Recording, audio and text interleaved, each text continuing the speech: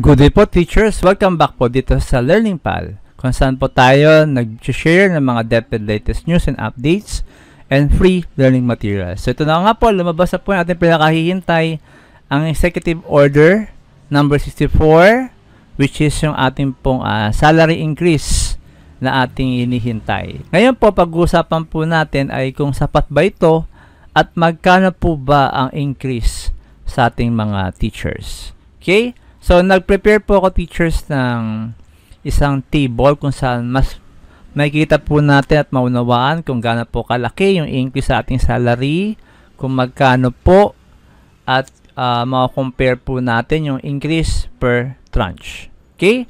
So, mag-start po tayo dito po sa first column. So, andyan po yung current teacher 1 salary, which is salary grade 11. Then, we have the first tranche kung magkano. Differential ko yung difference ng bagong salary dun po sa dati at per tranche. So, titignan po natin. So, punta po tayo teachers sa ating table.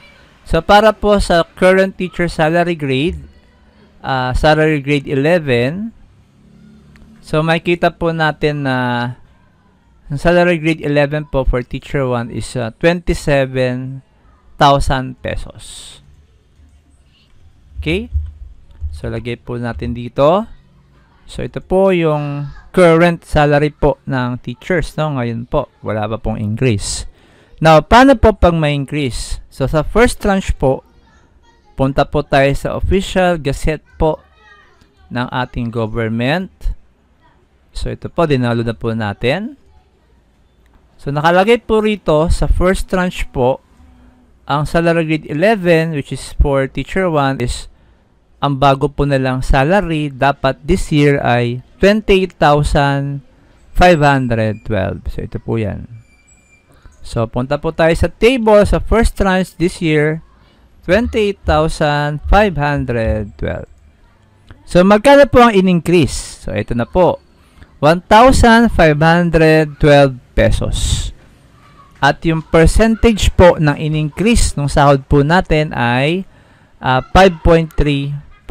So, ano po yan, no? Round off na po yan kasi meron po mga decimal places. So, yan po yung in-increase. Gano'ng kalaki in-increase na ating sahod. And kung i-compare po natin, ilang percentage po ng sahod natin yung increase. Next po, second tranche po. Punta po tayo ulit sa ating table. Sa second tranche po, which is year 2025. So, next year. So, next year po yan. Ang sahod na po ng teacher 1 ay 30,024. So, lagay po natin yan dito sa ating table, 30,024. So, ang increase po ulit ay 1,512 pesos. At naglalaro po sa 5% po ang increase sa ating salary. Sa third tranche naman po, so that's year 2026, ang increase naman po ng teacher 1 ay 31,705. So, lagay po natin 31,705. So, ang increase po niya ay 1,681 pesos. At may increase rate po rin na 5.3% from our salary. And then for the last tranche po, which is 2027, dyan po yung last implementation, last tranche. Ang teacher 1 po ay sasahod na po ng 33,381. 33,387. 33,387. So, ang increase po niya ay 1,682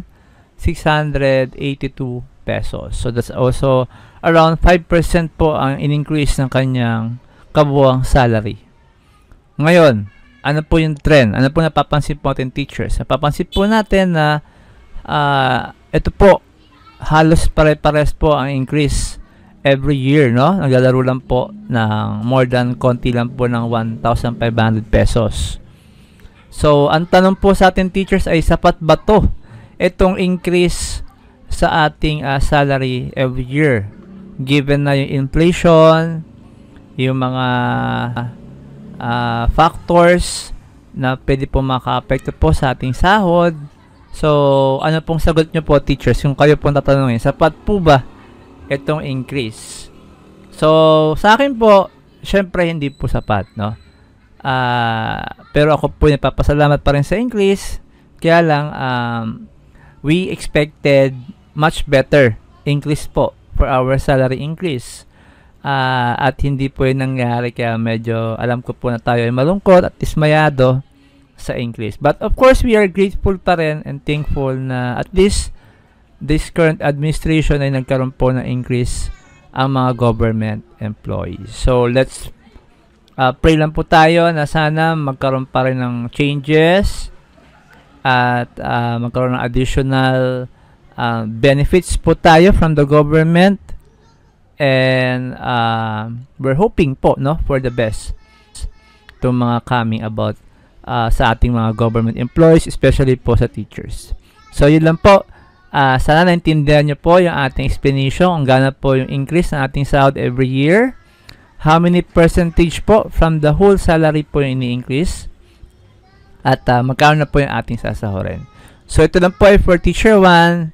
So we can also use this for teacher 3, master teacher, and other salary grades. So yun lang po, teachers. At maraming salamat. So please consider subscribing para updated po tayo sa mga latest videos about DepEd and free learning materials. So yun lang po at maraming salamat.